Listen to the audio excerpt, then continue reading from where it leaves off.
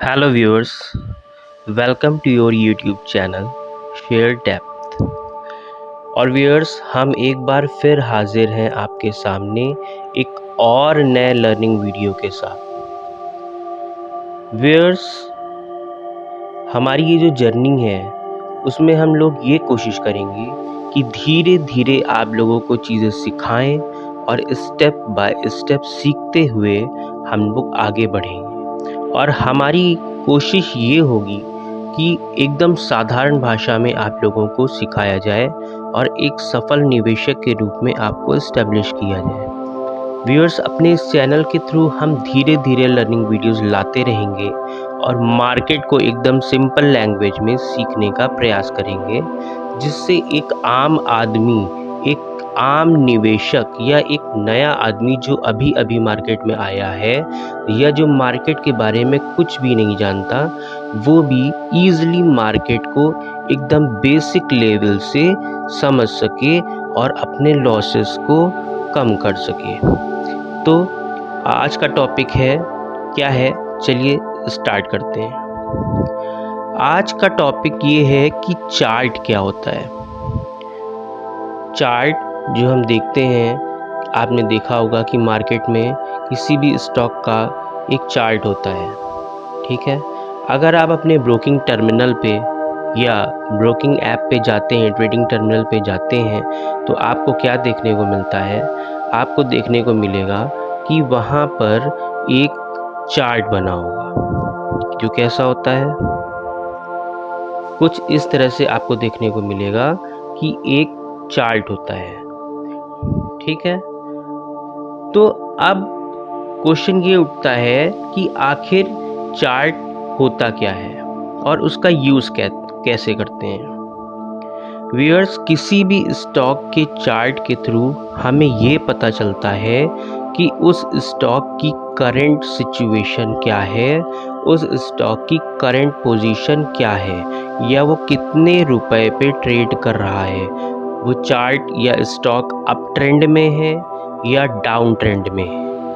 और आप अगर देखेंगे तो चार्ट में कैंडल्स भी बनती हैं। इन कैंडल्स का भी अपना एक मतलब होता है और डिफरेंट कैंडल का डिफरेंट मीनिंग होता है, जो हमें शेयर की या स्टॉक की करंट पोजीशन बताती है। व्यूअर्स, अब एक क्वेश्चन ये भी है कि चार्ट बनते कैसे हैं, या ये जो चार्ट है ये कैसे बनता है। अगर कोई चार्ट अप ट्रेंड में है तो वो अप ट्रेंड में क्यों है, अगर कोई चार्ट डाउन ट्रेंड में है या उसकी कैंडल्स डाउन ट्रेंड में जा रही हैं तो वो डाउन ट्रेंड में क्यों है। तो इसका भी एक रीज़न होता है। वो रीज़न क्या होता है कि जब किसी भी चार्ट में या जब किसी भी स्टॉक में खरीदारी हो रही होती है या बाइंग हो रही होती है, तो वो स्टॉक या उस स्टॉक का चार्ट अप ट्रेंड में होता है, जो कुछ ऐसा होता है। धीरे धीरे एक स्टॉक ऊपर की ओर चलता जाता है। इसका मतलब क्या है?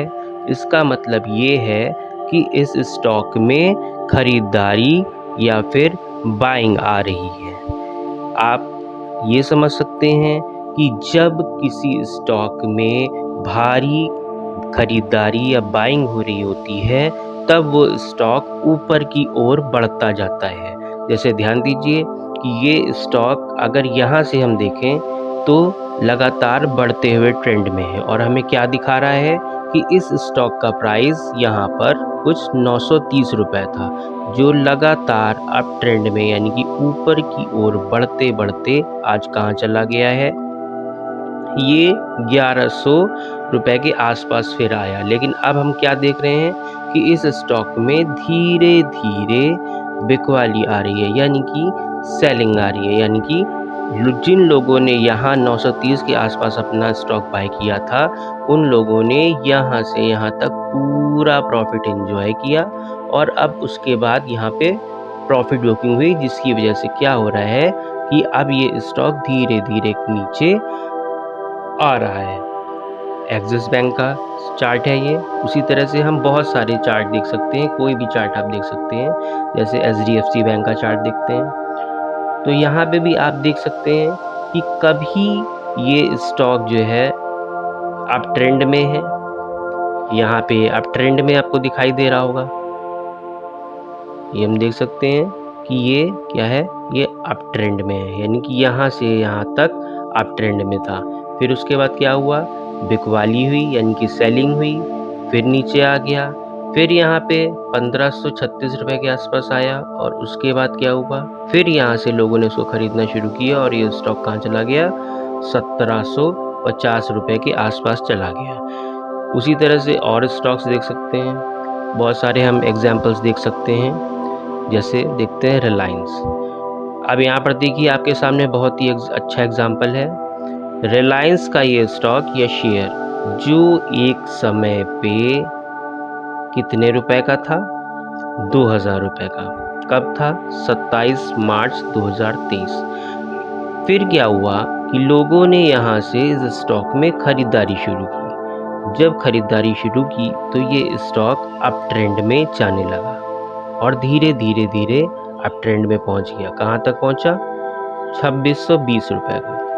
फिर उसके बाद क्या हुआ, कुछ लोगों ने प्रॉफिट बुकिंग की और ये स्टॉक फिर से नीचे आ गया, यानी कि 2000 रुपये के आसपास फिर से आ गया। ये स्टॉक यहाँ से चला, 1900 रुपये का था, 1900 रुपये से कहाँ गया, 1900 रुपये से 2613 रुपये तक गया। फिर जिन लोगों ने यहाँ पे बाय किया था उन लोगों ने यहाँ पे अपनी प्रॉफिट बुकिंग कर ली और जब प्रॉफिट बुकिंग हुई तो क्या हुआ कि यहाँ पर उन लोगों ने सेलिंग यानी कि बेचना शुरू किया और जब स्टॉक में बिकवाली हुई, बेचना शुरू किया, तो स्टॉक फिर से धीरे धीरे धीरे धीरे करके नीचे आ गया और कितने पे आ गया, 2200 रुपये के आसपास। अब फिर क्या हुआ, यहाँ से कुछ लोगों ने फिर से स्टॉक में ख़रीदारी शुरू की, यानी कि ये स्टॉक फिर से यहाँ से बढ़ना शुरू हुआ, धीरे धीरे धीरे करके ये स्टॉक कहाँ पहुँच गया, आज ये स्टॉक 2900 रुपये के आसपास ट्रेड कर रहा है, क्योंकि यहाँ से लोगों ने इसमें ख़रीदारी शुरू की है।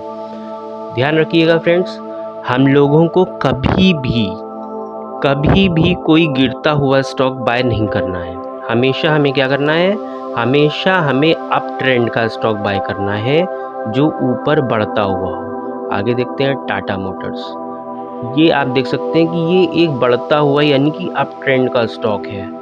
ये यहाँ से यहाँ गया, फिर थोड़ा सा नीचे आया और फिर क्या हुआ, फिर देखिए कितनी लंबी रैली की है। यानी कि जिन लोगों ने अगर ये स्टॉक यहाँ पे बाय किया होगा, यानी कि मार्च के आसपास 2023 में 2023 में बाय किया होगा, उन लोगों का ये स्टॉक जो है 400 रुपये के आसपास का स्टॉक आज कितने का हो गया है, ये हो गया है 900 रुपये के आसपास का। तो हमेशा ध्यान रखिए फ्रेंड्स, हम लोगों को कभी भी कोई भी गिरता हुआ स्टॉक बाय नहीं करना है, हमेशा और हमेशा अप ट्रेंड का स्टॉक बाय करना है। उसका रीज़न है कि दुनिया उगते सूरज को सलाम करती है।